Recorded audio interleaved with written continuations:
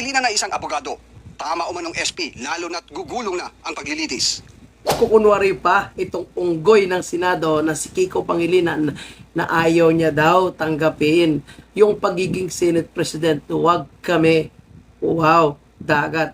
Dahil alam namin kung gaano kayo kagigil na pangunahan ang Senado para madaliin at i-impeach itong si Vice President Sara. Yung dating never again, ngayon Marcos again. Ito yung mga tao, mga kababayan po natin, nagigil nung pinalibing ni dating President Rodrigo Roa Duterte si Marcos Sr. sa libingan ng mga bayani. Ngayon, sila na yung nagpoprotekta kay Bongbong Marcos na numero 1 na magnanakaw base po sa 18 Marines, base po sa mga statement na nilabas ni Gutesa at sa nilabas ni Saldico. Nagkukunwari sila. Hindi nila matanggap, mga kababayan po natin, na natalo po sila ng mga grupo ni Senator Alan Peter Cayetano. Hindi sila makamupon kasi ang inakala nila ay hindi magko-convene ng impeachment. Ang inakala nila ay ibasura agad yung impeachment. Alam naman lahat ng mga Pilipino na yung impeachment against kay Vice President Sara ay propaganda lang.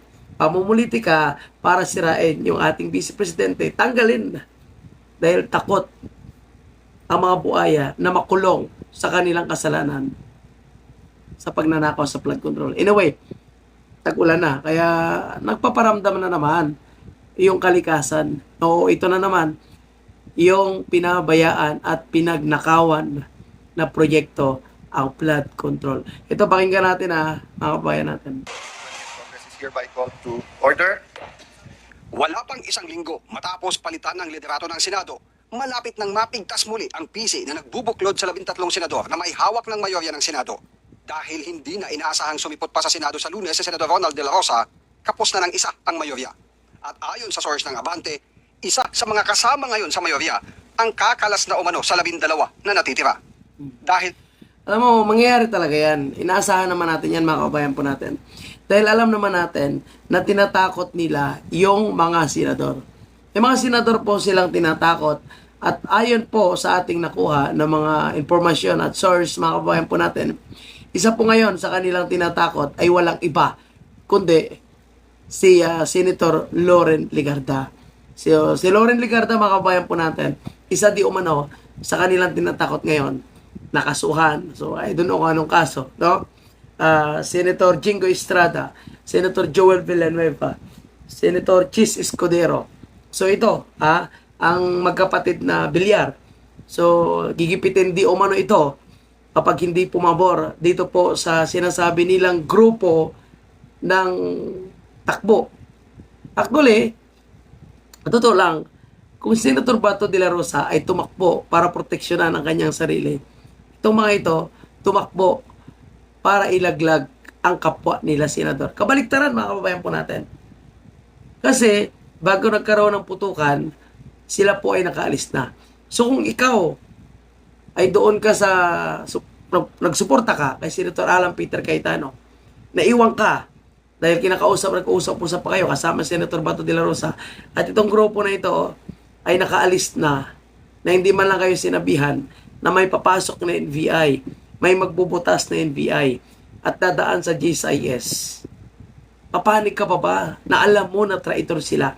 Sa mga senador na kinakausap nila ngayon, mga kababayan, para bumaliktad at gawing Senate President, itong si Onggoy Kiko Pangilinan, papanig ka pa sa mga taong traitor. Diba? Lumabas ng Senado bago magkaputukan. So, alam nila. Ika nga, no?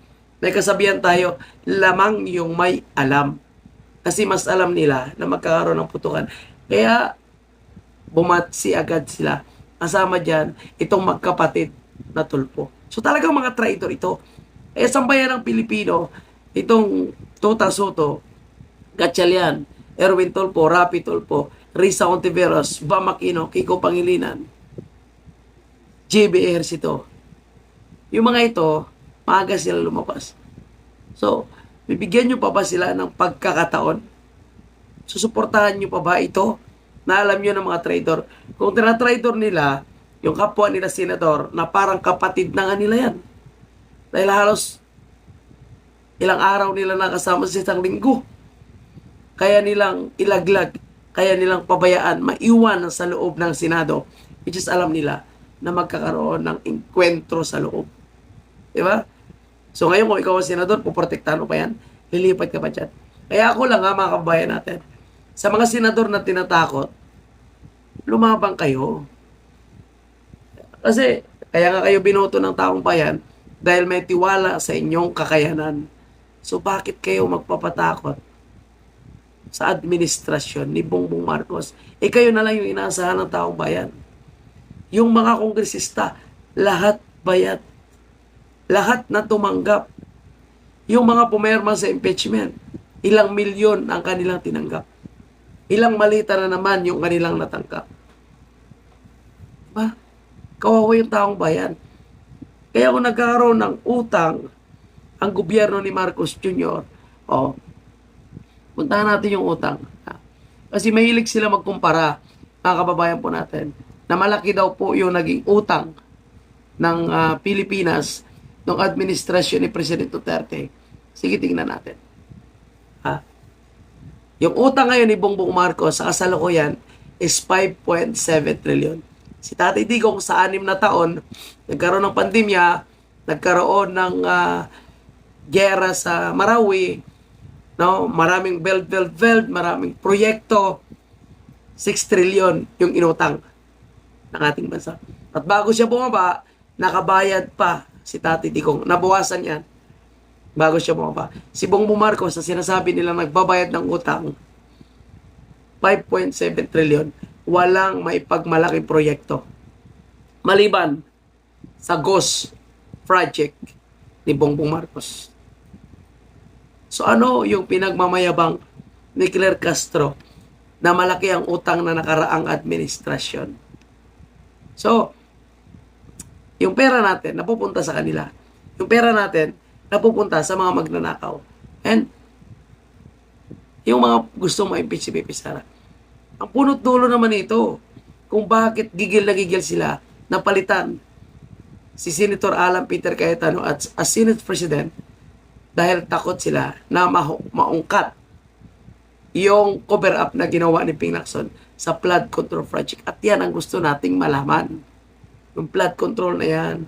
At ayaw nila na magkaroon ng patas, impartial, na hearing po sa Senado, sa impeachment. Yun ang ayaw nila. Gusto nila i-manipulate ang impeachment ni Vice President Sara.